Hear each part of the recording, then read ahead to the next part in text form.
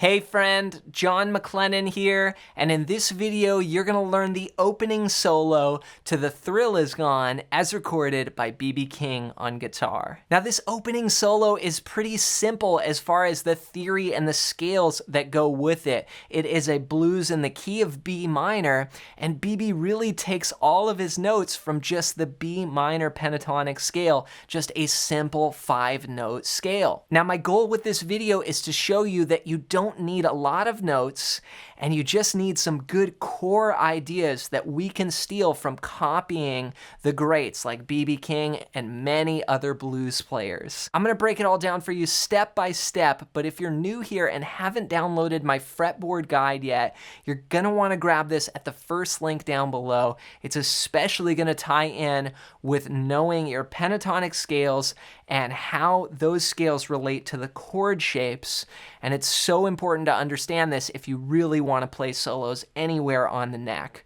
So I want to give you this guide completely for free.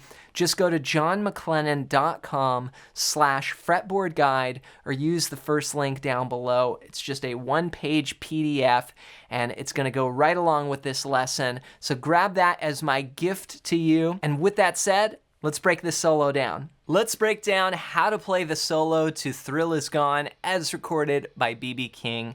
Now, we've got a blues in the key of B minor, and B.B. comes right in on the root note.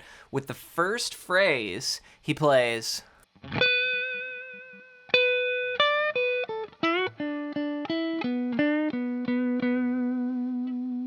And that's just the 12th fret there on the second string. Now, one cool thing you can do with this, like a lot of blues players do, is rake into that note. So instead of just going,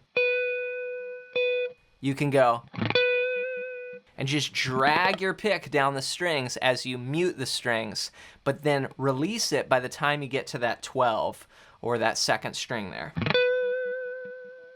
And that just makes it sound more confident. So you just come right in on the root note.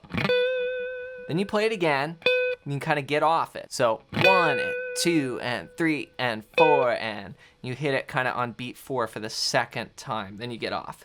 Then in bar 2, we play this descending lick that goes.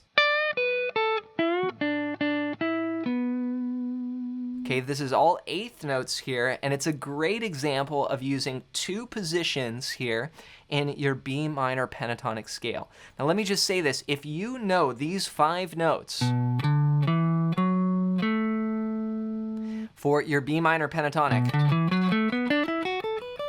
you have all the theory and basically all the devices that B.B. King is using as far as scale choices and whatnot. This entire solo is just B minor pentatonic, okay?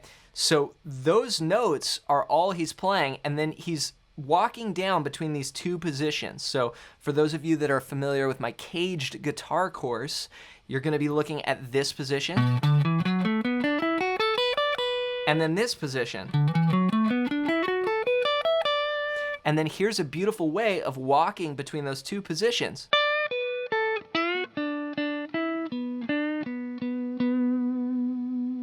Okay, so he's starting up here on the 10th fret. Now, there's certain notes that he bends. This one he gives a little pull on. Then 12 on the second string, 10. Okay, that's the first part. Then you shift to the other position, bend 9 on the 3rd string, then go to 7, then 9, then 9 on the 4th string. So that's, so you got the 2 positions there that you're just going right between. Okay, so then in the 3rd bar you play, then keeps going with the next phrase. So in bar 3, the first phrase is, and this is so great. This is just a perfect example. Look at this. This is 2 notes of the pentatonic. It's this note and this note. Okay, that's all B.B.'s playing. But why does it sound so good when he goes? It's just the right phrasing, the right rhythm, the right blues feeling, but it's just 2 notes, right? So all together we've got.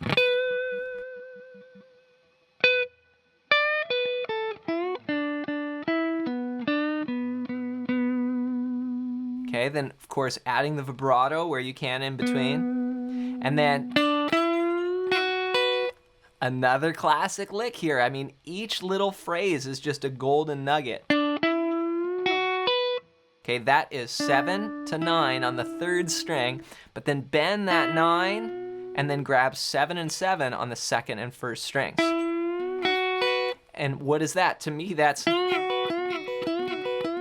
know, it's Chuck Berry, but slowed down. All right, now you've got this great minor blues.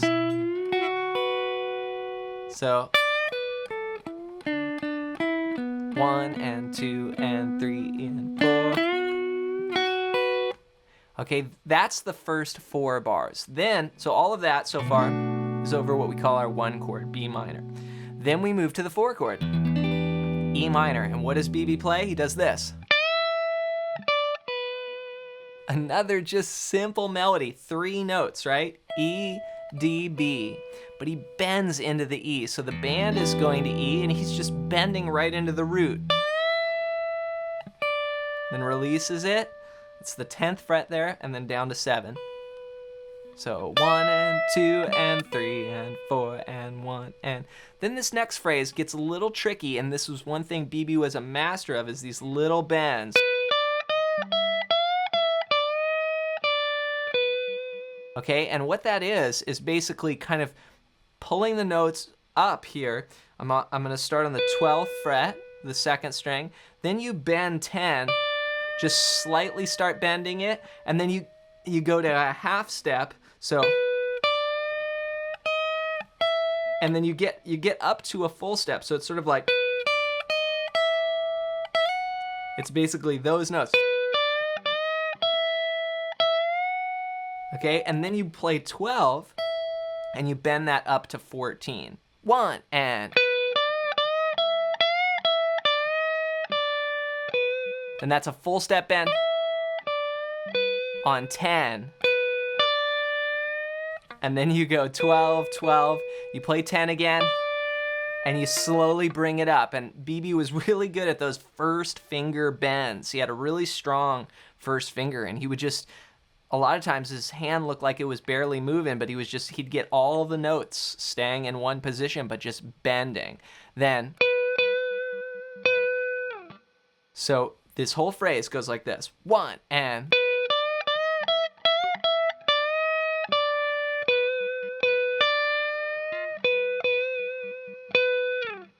Okay, then we get to the turnaround. And this is where we go to a G major 7. Now, over the G major 7, you have this progression. You go G major 7, and then F sharp 7 to B minor for our turnaround. Now, one of my students commented, and they said, what do you play particularly over the G major 7? And here's the beautiful thing. What does BB play? He keeps on playing B minor pentatonic through the whole thing, because it works, because B minor, if you take a B minor triad and you put a G in the bass, you have G major 7. So you can still keep soloing all of that, and just because the chord changes underneath it, all of a sudden gives you a new flavor. So here you go. Okay, that's the first phrase there over the G major 7. And it's just these notes. It's D, E, E, D, B. You know, again, there's your scale, right? So 1 and 2 and 3 and 4 and. Then it finishes with 1 and.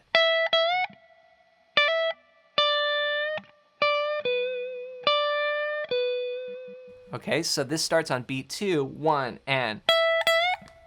This is a really cool little phrase. It's just one fret here, the 12th fret. You pluck it, then you bend it up, and then you rest. Then you do a hammer from 10 to 12, and that's 10 to 12 10, 12, and that's just alternating first string to the second string. So 10 is on the first string, 12 is on the second string.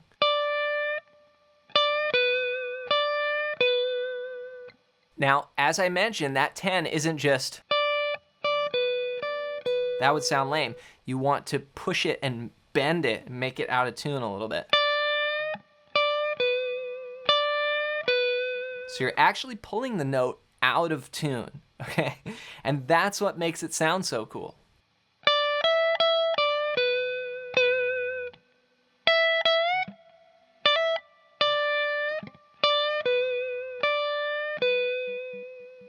So let's put it all together. Here's the whole thing from the top. Get set on that 12th fret, and I'll count us in. 1, 2, 3, 4.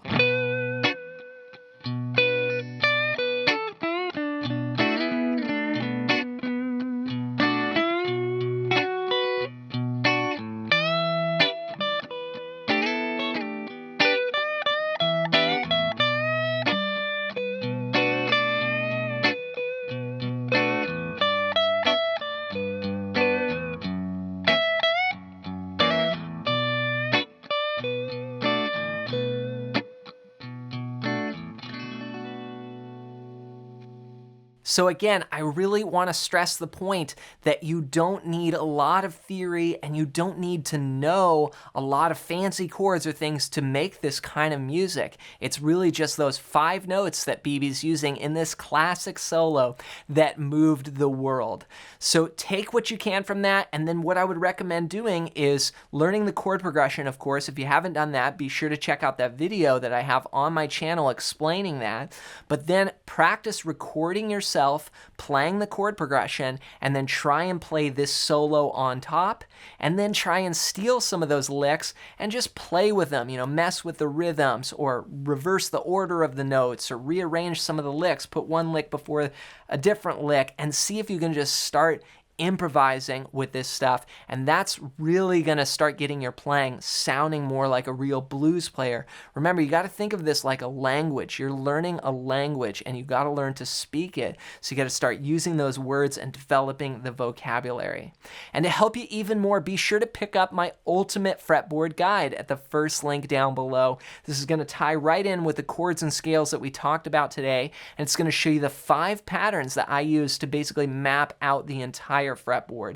And this is stuff that all these great players are using. And I want to give it to you completely for free. Just go to johnmaclennan.com/fretboard guide or click on the first link down below as my gift to you. Next, I want to hear from you. Leave a comment and let me know your #1 struggle with soloing right now. Just comment it down below. As always, thanks for your support here with the videos, and we'll catch you in another one real soon.